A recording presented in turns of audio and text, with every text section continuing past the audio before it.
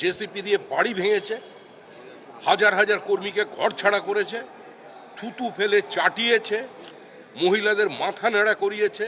একেন বাবুর মাথায় চুল গজাতে পারে, কিন্তু তৃণমূল চতুর্থবারের জন্য আসবে না। ওসব আজাদি বাজারি মানুষ গ্রহণ করবে না। ওরা গৃহীত, পরীক্ষিত এবং পরিত্যক্ত।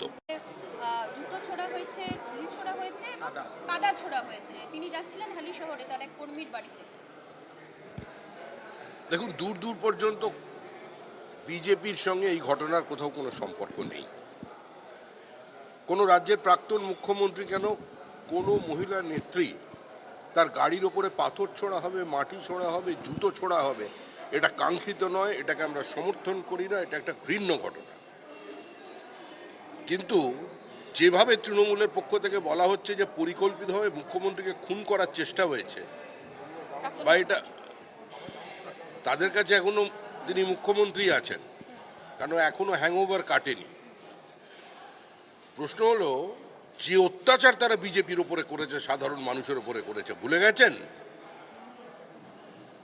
রাজ্যের বর্তমানের মুখ্যমন্ত্রী প্রাক্তন বিরোধী দলনেতাকে দক্ষিণবঙ্গে, উত্তরবঙ্গে জীবন্ত গাড়িতে পুড়িয়ে মেরে দিচ্ছিলেন নিশীথ অধিকারীর সঙ্গে।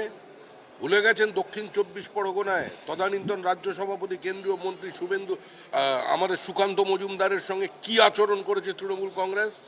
একজনের পর একজন বিধায়ক, সাংসদ, তারা কোভিড কালে নিজের নির্বাচনী কেন্দ্রে রিলিফ পর্যন্ত দিতে পারেনি।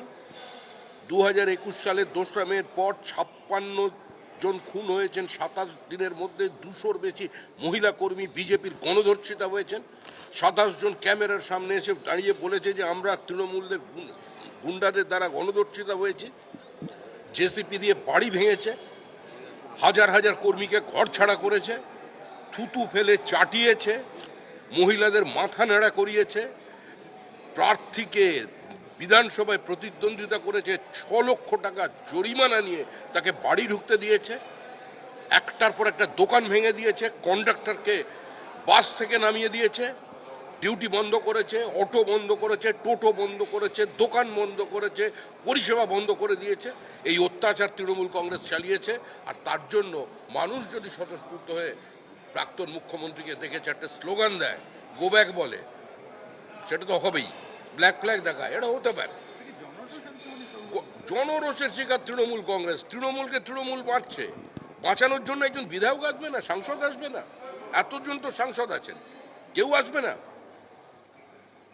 মৃত নাকি একটা জীবিত, কে আরেকটা নাকি দল হয়েছে ওদের মধ্যে থেকে, তারা তো অন্তত গিয়ে বাঁচাক। তারা তো আবার বলেনও যে তারা মমতা বন্দ্যোপাধ্যায়কে এখনো শ্রদ্ধা করেন, কিন্তু না, কর্মীদের পাশে গিয়ে দাঁড়ান। মরছে তৃণমূল, মারছে তৃণমূলে তো কত 3 বছর ধরে চলছে, মরছে মুসলমান, মারছে মুসলমান, এই তো তৈরি করেছিল।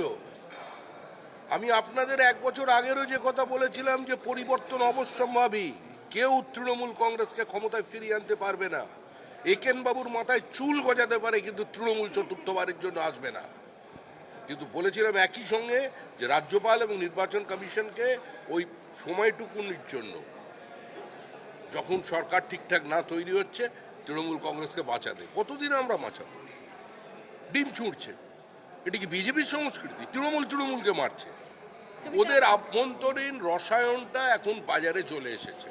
এর সঙ্গে বিজেপির দূর দূর পর্যন্ত কোথাও কোনো সম্পর্ক নেই। গতকালও আপনি বলেছিলেন যে সঠিকভাবে যদি বিজেপি যে ঘটনাগুলো উল্লেখ করলেন, একাধিক বিজেপির কার্যকর্তা, মহিলা কার্যকর্তা ধর্ষিত হয়েছেন, খুন হয়েছেন, সেই জায়গায় যদি সত্যি সত্যি বিজেপি এরকম ভাবে পথে নামতো, তবে মব লিঞ্চিং এর শিকার হতেন। দেখুন, মব লিঞ্চিং থেকে আমরা অন্তত 3 জন বিজেপি বিধায়ককে বাঁচিয়ে নিয়েছি, একজন মন্ত্রীকে বাঁচিয়ে নিয়েছি। আমাকে বিভিন্নভাবে সোশ্যাল মিডিয়ায় ট্রোল করা হয়েছে, আমার কর্মীরাও করেছেন অনেক জায়গায়, কিন্তু আমি সেগুলো গ্রহণ করেছি। আমাকে এসে আমার বিজেপি, আমার পার্টির কর্মী, যে 20 বছর যাকে আমি চিনি, সে বলছে, দাদা আমার চোখের সামনে আমার বোনটাকে রেপ করেছিল, ছেড়ে দেবো? আপনি শান্তির বাণী শোনাতে এসছেন আমাদের কাছে? কিন্তু তাও তাকে শান্ত করা হয়েছে। কুচবিহারের ওই আগুন খেগো নেতা বেঁচে থাকতেন রাত্রিবেলা বিজেপি না থাকলে? ওই দিনই তো পুত্র সমেত শেষ ছিল গল্প, বিজেপি বাঁচিয়ে দিয়েছে। আমি কারোর নাম করলাম না।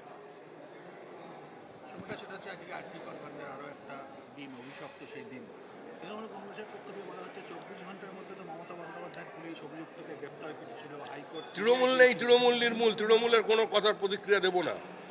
অন্য বলুন, কোনো ব্যক্তির কথা বলুন, ব্যক্তি নিয়ে হতে পারে, তৃণমূলের কোনো আইডেন্টিটি নেই। সিবিআই এর এই কত ইনভেস্টিগেশনটা দফায় নিয়ে নিজেদের ইমেজ বিল্ডিং এর রাজনীতি করে যাবেন তারা বলছে কত বছর এই সিবিআই রয়েছে ইমেজ বিল্ডিং এর নিয়ে রাজনীতি করে যাবেন। আরে ইমেজ বিল্ডিং এর রাজনীতি করতে করতেই তো 207 হয়ে গেল, তৃণমূল নির্মূল হয়ে গেল।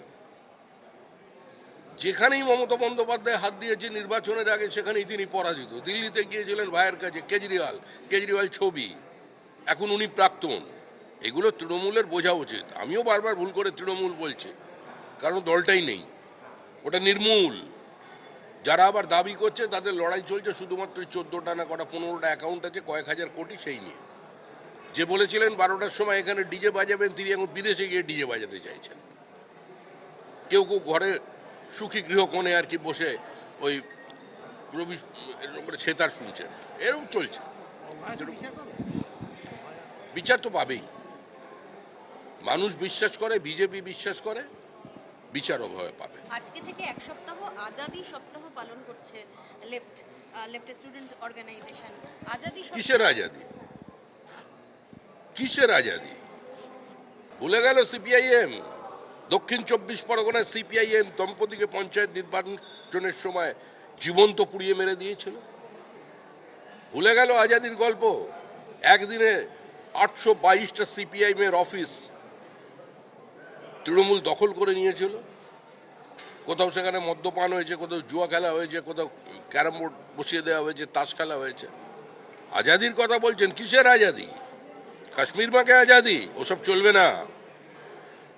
সরকারের সমালোচনা করুন, কেন্দ্র সরকারের সমালোচনা করুন, রাজ্য সরকারের সমালোচনা করুন, মুখ্যমন্ত্রীর সমালোচনা করুন, দলে বিজেপির সমালোচনা করুন।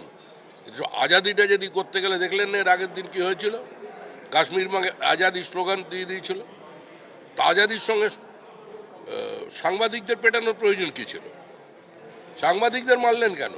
ক্যামেরা পার্সনের ক্যামেরা ভাঙা হলো কেন? সাংবাদিকরা কেন আক্রান্ত হলো? সাধারণ মানুষ কেন প্রহৃত হলো? ওসব আজাদি বাজাদি মানুষ গ্রহণ করবে না। ওরা গৃহীত, পরীক্ষিত এবং